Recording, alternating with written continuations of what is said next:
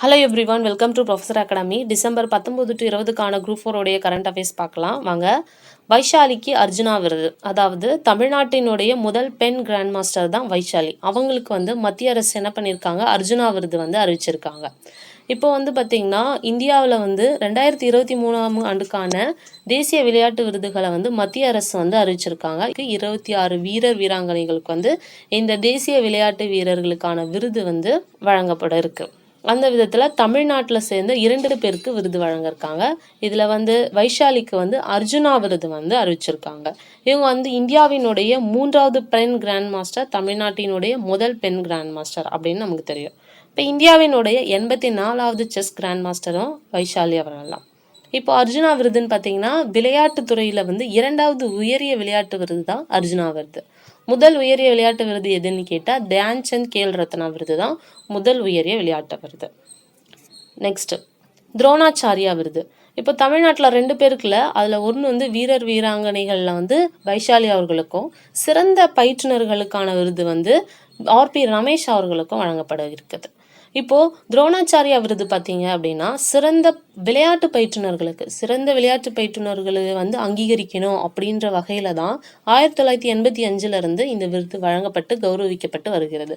அந்த விதத்தில் இந்த ஆண்டுக்கான துரோணாச்சாரியா விருது ஆர்பி ரமேஷ் அவர்களுக்கு, தமிழகத்தைச் சேர்ந்த செஸ் பயிற்சியாளர்களுக்கு வழங்கப்பட இருக்கு. அர்ஜுனா விருது இந்த ஆண்டுக்கான அர்ஜுனா விருதுக்கு முகமது ஷமி அவர்களுக்கு வழங்கப்பட இருக்கு. இவர் இந்திய கிரிக்கெட் வீரர், அதாவது இந்தியாவினுடைய உலகக்கோப்பை ஒருநாள் உலகக்கோப்பை தொடரில் அதிக விக்கெட்டுகளை வீழ்த்திய முகமது ஷமி அவர்களுக்கு அர்ஜுனா விருது வழங்கப்பட இருக்கு. நெக்ஸ்ட்டு தயான் சந்த் கேல் ரத்னா விருது. முன்னர் இந்த விருது ராஜீவ்காந்தி கேல் ரத்னா விருது அப்படின்னு அழைக்கப்பட்டு வந்தது. தற்போது தியான் சந்த் கேல் ரத்னா விருது அப்படின்னு இருக்கக்கூடிய மத்திய அரசு என்ன பண்ணியிருக்காங்க, அதை மாற்றிருக்காங்க. இப்போ இதுதான் விளையாட்டுத்துறையினுடைய முதல் உயரிய விளையாட்டு விருது இந்த தயான் சந்த் கேல் ரத்னா விருது தான். இந்த ஆண்டுக்கான தயான் சந்த் கேல் ரத்னா விருது யார் வாங்கியிருக்கான்னு பார்த்தீங்கன்னா சாத்விக் சாய்ராஜ், சிராக் ஷெட்டி பேட்மிண்டன் வீரர்கள் இவங்க தான் பெற்றிருக்காங்க. நெக்ஸ்ட் ஈட் ரைட் ஸ்டேஷன் சான்றிதழ். இப்போ இந்த ஈட் ரைட் ஸ்டேஷன் சான்றிதழ் யார் வழங்குவாங்க அப்படின்னு கேட்டிங்கன்னா இந்திய உணவு மற்றும் தர நிர்ணய ஆணையம் ஈட் ரைட் ஸ்டேஷன் சான்றிதழை வழங்குறாங்க. எதுக்காகன்னு பார்த்தீங்கன்னா இப்போ பாதுகாப்பான மற்றும் சத்தான உணவுகளை வழங்குறதுல சிறந்த நடைமுறைகளை பின்பற்றுவதற்காக தான் இந்த சான்றிதழ் வழங்கப்பட்டிருக்கு. இப்போ அந்த விதத்தில் 7 இடங்களுக்கு இந்த சான்றிதழ் என்ன பண்ணிருக்காங்க, வழங்கப்பட்டிருக்கு. சென்னை சென்ட்ரல், திருச்சி, கும்பகோணம், மயிலாடுதுறை, தஞ்சாவூர், திருச்சூர் மற்றும் மண்டல ரயில்வே பயிற்சி நிறுவனம் ஆகிய 7 இடங்களுக்கு ஈட் ரைட் ஸ்டேஷன் சான்றிதழ் வழங்கப்பட்டுள்ளது. செம்மொழி பூங்கா. இப்போது மக்களின் முதல்வர் திட்டம் டிசம்பர் 18, 2023, அதாவது இந்த வாரம் வச்சுக்கோங்க. அப்போ மக்களின் முதல்வர் திட்டம் கோயம்புத்தூரில் தொடங்கி வைக்க முதலமைச்சர் மு க ஸ்டாலின் சென்றிருந்தார். அப்போது அவர் என்ன பண்ணியிருந்தாருன்னு கேட்டிங்கன்னா செம்மொழி பூங்காவிற்கு என்ன பண்ணியிருக்காங்க, அடிக்கலை நாட்டியிருக்காரு. இப்போ இந்த செம்மொழி பூங்கா அப்படின்றது முதல் செம்மொழி மாநாடு எங்கே நடந்ததுன்னா கோவையில் தான் 2010 நடந்துச்சு. இப்போ என்ன பண்ணியிருக்காங்கன்னா அந்த செம்மொழி பூங்காவுக்கு அடிக்கல் நாட்டியிருக்காங்க. சரியா? நெக்ஸ்ட் சிறந்த ஹாக்கி வீரர் 2023. இப்போ சர்வதேச ஹாக்கி சம்மேளனம் இருக்காங்களே அவங்க சிறந்த ஹாக்கி வீரரை அறிவிச்சிருக்காங்க.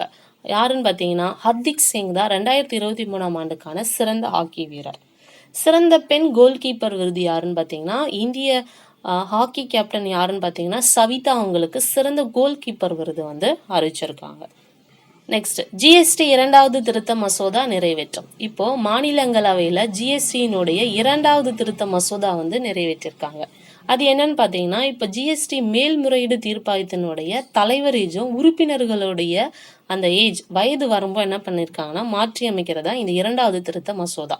இப்போ மேல்முறையீடு தீர்ப்பாயத்தினுடைய தலைவருடைய வயது 67லேருந்து 70க்கும் அவங்களுடைய உறுப்பினர்களுடைய வயது 65லேருந்து 67க்கும் என்ன பண்ணியிருக்காங்கன்னா மாற்றிருக்காங்க. இப்போது மேல்முறையீடு தீர்ப்பாயம் அப்படின்னு பார்த்தீங்கன்னா ஜிஎஸ்டி தொடர்பான பிரச்சனைகளை விரைந்து தீர்வு காண்றதான் இந்த ஜிஎஸ்டி மேல்முறையீடு தீர்ப்பாயம். அந்த மாதிரி 31 அமர்வுகள் எங்கே இருக்குன்னா இந்தியாவில் இருக்குது. 28 மாநிலங்கள் மற்றும் 8 யூனியன் பிரதேசங்களுக்கு 31 அமர்வுகள் இருக்கு ஜிஎஸ்டி தொடர்பான பிரச்சனைகளை விரைந்து தீர்க்கறதுக்கு. ஸோ அதுக்கான மசோதா தான் என்ன பண்ணியிருக்காங்க, மாநிலங்களவையில் நிறைவேற்றிருக்காங்க. நெக்ஸ்ட் இந்தியாவின் மிகப்பெரிய பொருளாதாரம். இப்போது SOIC.in அப்படின்ற அமைப்பு இந்தியாவினுடைய மிகப்பெரிய பொருளாதாரத்தை வெளியிட்டிருக்காங்க. இது எதன் அடிப்படையில்னு பார்த்தீங்கன்னா கிராஸ் டொமஸ்டிக் ப்ராடக்ட் ஜிடிபின்னு சொல்லுவோம். அதாவது மொத்த உள்நாட்டு உற்பத்தி. அதனுடைய அடிப்படையில் பார்க்கும் பொழுது 15.7% பெற்று மகாராஷ்டிரா மாநிலம் முதல் நிலையிலும், 9.2% பெற்று இரண்டாவது உத்தரப்பிரதேசமும், 9.1% பெற்று மூன்றாவது தமிழ்நாடும் பெற்றிருக்காங்க. சரியா? ஸோ இந்தியாவினுடைய மிகப்பெரிய பொருளாதார தரவரிசையில் வந்து 3வது இடம் பெற்றிருக்கிறது நம்மளோட தமிழ்நாடு. இன்னைக்கான கரண்ட் அஃபேர்ஸ் பார்த்தாச்சு. இன்னைக்கான கேள்விகள் என்னன்னு பார்த்தீங்கன்னா, 2023ஆம் ஆண்டுக்கான அர்ஜுனா விருது யாருக்கு வழங்கப்படுகிறது? இதுக்கான answer option C, Vaishali Ramesh Babu and Mohammed Shami. இரண்டாவது கேள்வி, சிறந்த விளையாட்டு பயிற்றுனர்களுக்கு வழங்கப்படும் விருது எது? இதுக்கான ஆன்சர் துரோணாச்சாரியா விருது. தேர்டு, 2023ஆம் ஆண்டின் சிறந்த ஹாக்கி வீரர் யார்? இதுக்கான ஆன்சர் ஹர்திக் சிங். ஃபோர்த், இந்தியாவின் மிகப்பெரிய பொருளாதாரம் கொண்ட மாநிலம் இது? இதுக்கான ஆன்சரை கமெண்ட் செக்ஷனில் கமெண்ட் பண்ணுங்கள். நாளைக்கான கரண்ட் அஃபேர்ஸில் பார்க்கலாம். தேங்க்யூ.